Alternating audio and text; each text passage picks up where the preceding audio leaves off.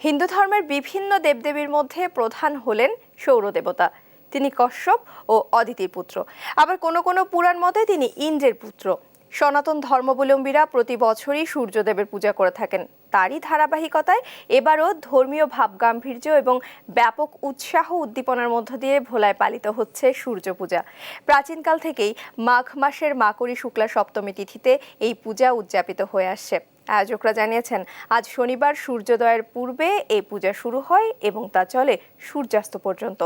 মনের বাসনা পূরণ এবং পরিবার পরিজনের মঙ্গল কামনায় সনাতন ধর্মের নারী পুরুষরা এই পূজা করে থাকেন। বিস্তারিত জানাচ্ছেন ভোলা প্রতিনিধি ছোটন সাহা। ধ্রুপদী হাতে সারিবদ্ধ হয়ে দাঁড়িয়ে আছেন কয়েকজন তরুণ তরুণী। সূর্যোদয়ের আগ থেকে শুরু হওয়া এমন প্রার্থনা চলবে একটানা সন্ধ্যা পর্যন্ত। এ সময় কেউ বসতে পারবেন না। উপবাস করে কলা গাছের ঠনার মধ্যে এভাবেই দাঁড়িয়ে থাকতে হবে সারাক্ষণ। হিন্দু শাস্ত্র মতে সূর্য পূজাকে অত্যন্ত শুভ মনে করা হয়। পাশাপাশি সূর্য কুষ্টিতে পিতার প্রতিনিধিত্ব করে থাকে। এই গ্রহকে আত্মার কারক মনে করা হয়।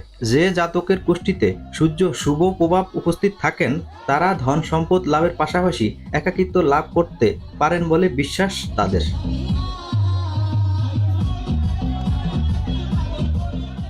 সনাতন ধর্মাবলম্বী নারী পুরুষরা এমন রীতি ও বিশ্বাস নিয়ে সূর্যদেবের প্রার্থনা করে থাকেন, যা সকালে শুরু হয়ে শেষ হয় সন্ধ্যায় অঞ্জলি ও প্রসাদ বিতরণের মধ্য দিয়ে। ব্রত নিয়ে সূর্যদেবের এ পূজা করতে পেরে খুশি পুণ্যার্থীরা।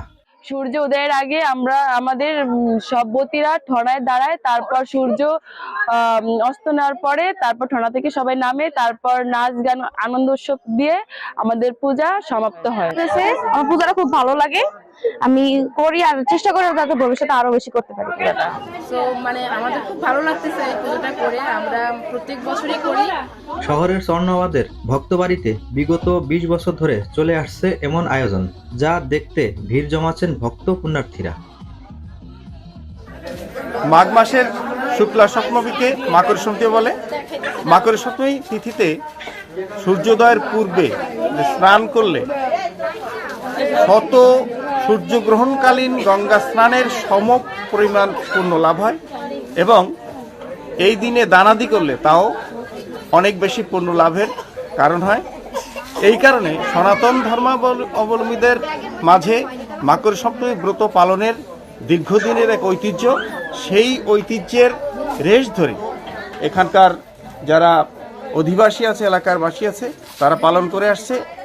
আপনারা দেখতে পাচ্ছেন আমার পিছনে অনেক অনেক ব্রতীরা আছে। এই ব্রতীরা পুণ্য লাভের আশায় এই দিনে এই ব্রত পালন করে থাকে। শুধু তাই নয়, মাঘ মাসের এই তিথিতে শহরের বাপ্তা সূর্য বাড়ি সহ বিভিন্ন এলাকায় উৎসবমুখর পরিবেশে সূর্যদেবের এই পূজা উদযাপিত হয়। মনের বাসনা পূরণ করতে পুণ্যার্থীরা এই পূজায় অংশগ্রহণ করেন। ছোটন সাহা, দেশ টিভি, ভোলা।